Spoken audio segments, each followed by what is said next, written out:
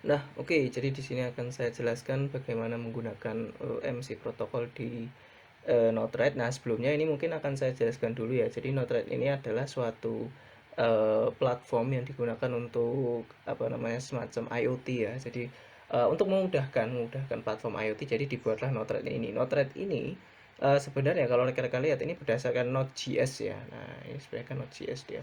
Nah, ini untuk MC protokol kebetulan sudah ada ya, sudah ada apa namanya istilahnya adalah rekan-rekan bisa memasukkan ini nanti ya kan ke dalam blok ini sudah disediakan oleh Node-RED. Nah, ini nanti rekan-rekan bisa gunakan seperti itu. Nah, jadi cukup mudah ya apabila rekan-rekan ingin mempelajari. Nah, sebentar saya coba. Nah, terus cara menggunakan juga bagaimana? Nah, sekarang kita coba menggunakan yang MC Read dulu ya. Jadi kita akan membaca. Ini sudah saya sediakan dan ini sama dengan yang Python tadi. Nah, di sini kalau misal rekan-rekan ingin membaca suatu nilai ya kan, ingin membaca suatu nilai itu bisa langsung apa namanya semacam. Nah, jadi semacam langsung istilahnya ya sudah kita bisa membaca nilai dengan menuliskan address yang ada di sini seperti itu. Nah, caranya bagaimana? Nah, ini kita bisa ya langsung saja mungkin istilahnya kan ini kemarin saya contohkannya di ini ya analog output. Nah, Nah, ini sekarang saya ingin mencoba membaca nilai dari yang di 40 dulu karena ini kan dia integer ya. Nah, ini kan dia istilah floating point. Jadi kita coba baca nilai yang di 40 atau di 30 seperti itu ya. Nah, kita coba baca dulu kemudian apa namanya kita coba praktekkan. Nah, yang pertama-tama ketika kita menggunakan Node-RED, misal kita ingin membaca nilai terus-menerus ya, kita bisa menggunakan dua ini ya. Ini kita pakai dua ini dulu ya kan yang simple. Jadi inject dan juga debug ya sebelum kita masuk ke dashboard.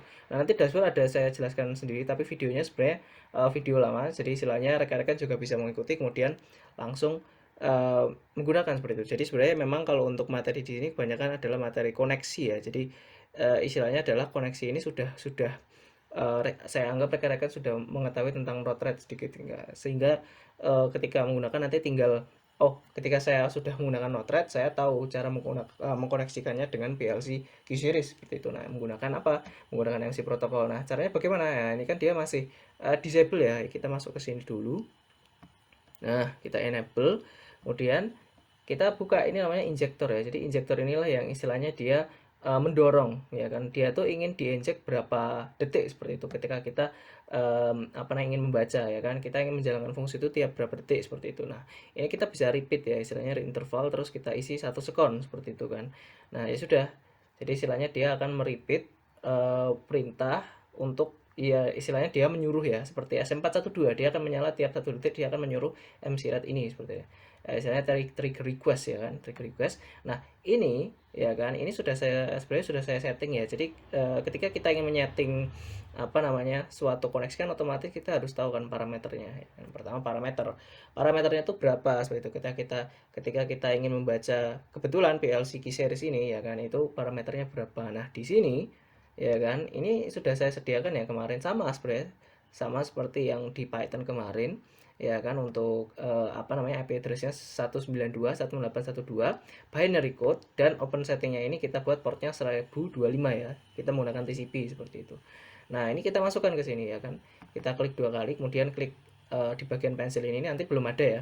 Nah, ini nanti rekan-rekan bisa mungkin potret layar ya. Ini videonya nanti isinya ada 192, 128, 102 ini disesuaikan, portnya sesuaikan. Kemudian yang ini kita pilih 3E TCP ya kan dan Q. Ya kan kita pakai yang Q. Kita tidak menggunakan ESI mode ya karena ESI mode itu hanya support yang frame 1E karena yang frame 3E untuk yang Q series itu tidak support seperti itu.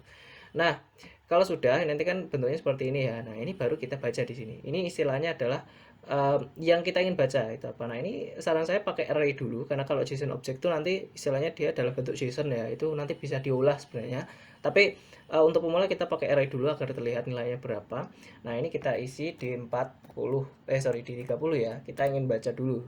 Nah, ini kita di 30 ini kita bisa isi ya bebas mau berapa seperti itu. Nah, ini kita bisa isi kemudian istilahnya rekan-rekan mau isi name-nya apa itu juga ya masalah mau diisi apa gitu ya. Misal saya pengen isi MC baca gitu ya versi bahasa Indonesianya seperti itu. Nah, ya udah, ini kemudian kita taruh di debugger. Nah, debugger ini nanti dia akan keluar di sini. Ini sebelum kita masuk ya. Nah, ini kemarin ya, istilahnya adalah sebenarnya bisa kita hapus biar bersih. Nah, ini adalah nanti kalau misal ada nilai masuk ke sini, nanti dia di sini akan keluar. Ya, nanti akan diketahui, oh nilainya berapa sekian seperti itu. Ini sebelum kita masuk ke dashboard ya. Sebelum kita masuk ke dashboard, istilahnya kita coba dulu masukkan ke debugger seperti itu. Nah, nanti debuggernya itu adalah message payload. Payloadnya itu apa? Payloadnya adalah ini. Nah, ini kita bisa isi ya, debugger. Nah, seperti ini. Nah, sudah. Setelah kita isi, maka istilahnya kita bisa coba pakai. Nah, oke ya, sekarang kita coba pakai. Ini sudah saya rubah. Nah, ini mungkin kita nyalakan dulu ya. Istilahnya adalah kita modify agar dia on, ya kan? Setelah dia on, maka kita bisa memindahkan nilai dari D40 ke D30. Nanti kita bisa baca ya, istilahnya seperti itu. Nah, ini kita bisa deploy. Istilahnya ketika kita deploy nanti akan kelihatan ya apakah di sini aktif atau connected. Nah, kalau misal di sini tidak connected, dia error. Nah, kemudian rekan-rekan bisa lihat di sini nilainya 0 ya, nilainya 0. Nah, ini sebenarnya kita bisa kalau mau auto scroll juga bisa, jadi dia otomatis ya. Nanti nilai paling baru itu paling bawah di sini. Ya, karena dia tiap 1 detik ya, tiap 1 detik itu dia akan istilahnya merequest blok ini, kemudian dari blok ini nanti akan membaca, ya kan, didapatkan nilainya taruh di debugger. Nah, nanti debugger ini bisa kita ganti dashboard ya, agar muncul seperti gauge dan juga chart seperti itu. Nah, ini sekarang kita coba ganti, ya kan, kita coba ganti biar istilahnya terlihat ya apa namanya ada perubahan atau tidak seperti itu kan. Nah, kita ganti yang di 40, kemudian kita ganti jadi 120 misal. Oke, nah berubah ya langsung cepat sama seperti Python, jadi bisa dilihat rekan-rekan sini nilainya langsung berubah seperti itu. Nah, itu ya, jadi itu apa namanya caranya ketika kita menggunakan apa namanya membaca yang integer seperti itu. Nah, kalau untuk yang bit sama ya, jadi yang bit menurut saya lebih mudah ya. Istilahnya kita tinggal isi saja di sini, ya kan, kemudian kita masukkan nilainya. Di sini kan kebetulan kalau nilainya itu kalau yang misal yang nyala ya, misal kita masukkan Y1 gitu kan. Nah, Y1 tadi kan nyala ya. Nah, ini kita bisa masukkan kemudian kita deploy. Nah, nanti dia berubah jadi true ya, true karena dia boolean. Nah, di sini kan tadi nilainya adalah berapa? Eh Y1 dia nyala ya. Sekarang kalau M10 kita coba matikan, jadi dia nanti akan false. Oke, seperti itu ya, jadi simple. Nah, oke. Nah, nanti akan saya lanjutkan untuk bagaimana membuat yang nilai floating point dan juga memasukkannya ke dalam dashboard. Habis itu kita akan coba yang menulis seperti itu. Terima kasih.